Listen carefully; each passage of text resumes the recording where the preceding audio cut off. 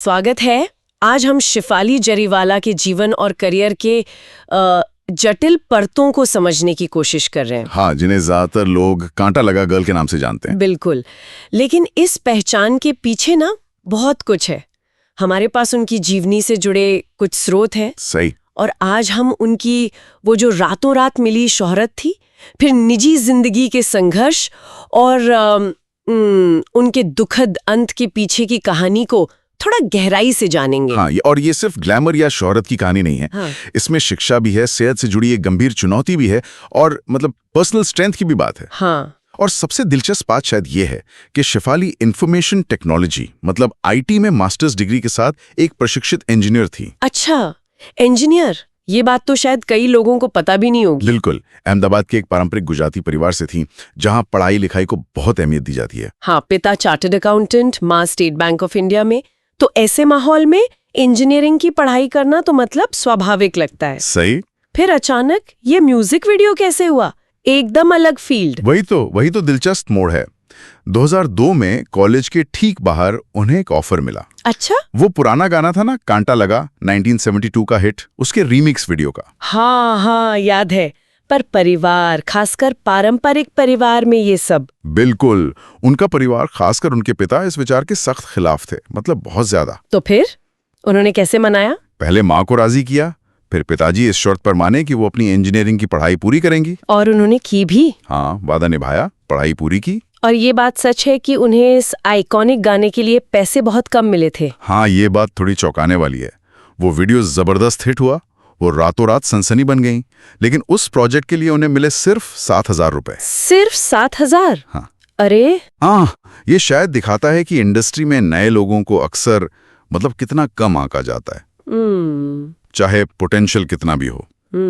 और वीडियो पर थोड़ी कंट्रोवर्सी भी हुई थी शायद उस वक्त के हिसाब से। हाँ, काफी बोल्ड माना गया था और उन्हें कुछ आलोचना भी झेलनी पड़ी थी। कांटा लगा गर्ल का टैग तो जैसे बस चिपक ही गया, हमेशा के लिए जुड़ गया।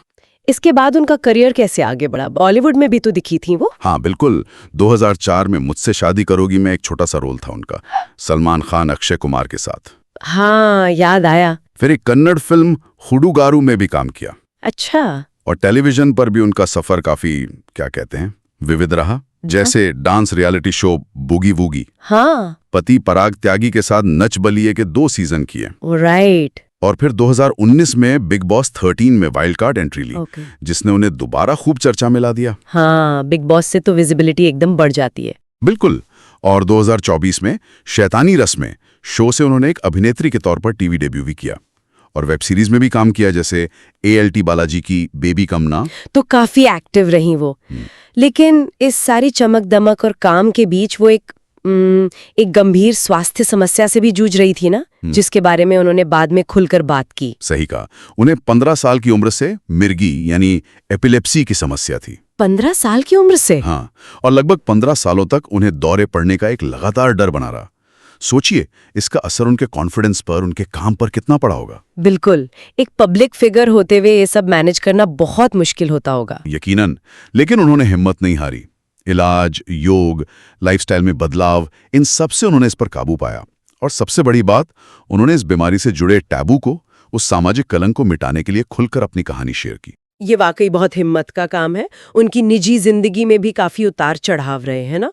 पहली शादी शायद जल्दी टूट गई थी। हाँ, 2004 में उनकी शादी हुई थी संगीतकार हरमीत सिंह से, जो मशहूर म्यूजिक जोड़ी मीट ब्रोस का हिस्सा हैं। अच्छा। हाँ। पर वो शादी 2009 में तलाक पर खत्म हुई और शिफाली ने उन पर मतलब शारीरिक और मानसिक शोषण के गंभीर आरोप लगाए थे। उन्होंने खासतौर पर मानसिक प्रताड़ना पर जोर दिया था, ये कहते हुए कि हर तरह की हिंसा दिखती नहीं है। ये तो वाकई एक मुश्किल दौर रहा होगा उनके लिए। यकीनन। फिर उनकी जिंदगी में स्थिरता कैसे आई? दूसरी शादी? हाँ, तलाक के बाद उनकी मुलाकात टीवी एक्टर पराग त्यागी से हुई। हाँ, पराग त्यागी, जिनसे उन्होंने 2014 में शादी की और उनका ये रिश्ता काफी स्थिर और मजबूत माना जाता था। वो अपने परिवार के भी बहुत करीब थी, खासकर अपने पिता के की थी। और प्रोफेशनल फ्रंट पर भी उन्होंने दुबई में अपनी बहन के साथ मिलकर एक ट्रेनिंग कंपनी शुरू की थी, YN नाम से। अच्छा, बिजनेस भी कर रही थी। तो मतलब सब कुछ ठीक चल रहा था एक तरह से? हाँ, लग तो ऐसा ही रहा था। और फिर अचानक ये दुखद खबर आई 27 जून 2025 को सिर्फ 42 साल की उम्र में उनका निधन हो गया। क्या हुआ था उस दिन? रिपोर्ट्स क्या कहती हैं? रिपोर्ट्स के मुताबिक उस दिन घर पर पूजा थी। उसके बाद उन्होंने व्रत रखा हुआ था। व्रत? हाँ, और उन्होंने खाली पेट अपनी जो रेगुलर दवाएं थीं वो ली और साथ ही एक एंटी एजिंग इंजेक्शन भी लिया। एंटी एजिंग इंजेक्शन खाली पेट? हाँ, जिसमें कथित तौर पर ग्लूटाथायोन और विटामिन सी था। ग्लूटाथायोन एक एंटीऑक्सीडेंट है जो आजकल काफी इस्तेमाल होता है ब्यूटी ट्रीटमेंट्स में। लेकिन खाली पेट ये सब दवाएं और इंजेक्शन, इसका क्या असर हुआ फिर? बताया गया कि उनका ब्लड प्रेशर अचानक बहुत तेजी से गिरा, एक्सट्रीमली लो हो गया। उन्हें कंपकपी हुई और वो गिर गई। Oh my God! उन्हें फौरन अस्पताल ले जाया गया, लेकिन वहां उन्हें मृत घोषित कर दिया गया। तो शुरुआती वजह क्या बताई गई? शुरुआती जांच में मौत का कारण लो ब्लड प्रेशर से हुआ कार्डियक अरेस्ट बताया गया और ऐसा लगता है कि खाली पेट दवा और वो इंजेक्शन लेने से ब्लड प्रेशर खतरनाक स्तर तक गिर गया होगा, जिससे दिल पर अचानक बहुत ज्यादा दबाव पड़ा। बिल्कुल। और रिपोर्ट्स में यह भी आया कि उनके घर से कई ऐसे एंटी एजिंग सप्लीमेंट्स भी मिले थे जो शायद बिना डॉक्टरी सलाह के लिए जा रहे थे। विस्तृत जांच के लिए विसरा सैंपल भेजे गए हैं ताकि पूरी तस्वीर साफ हो सके। तो एक इंजीनियरिंग स्टूडेंट से कांटा लगा गर्ल बनने का सफर, फिर निजी जीवन के इतने उतार चढ़ाव, स्वास्थ्य की चुनौतियां, एपिलेप्सी जैसी चीज, और फिर ये अचानक इतना दुखद अंत, इन सब से हम क्या समझ सकते हैं? मतलब क्या टेक अवे है?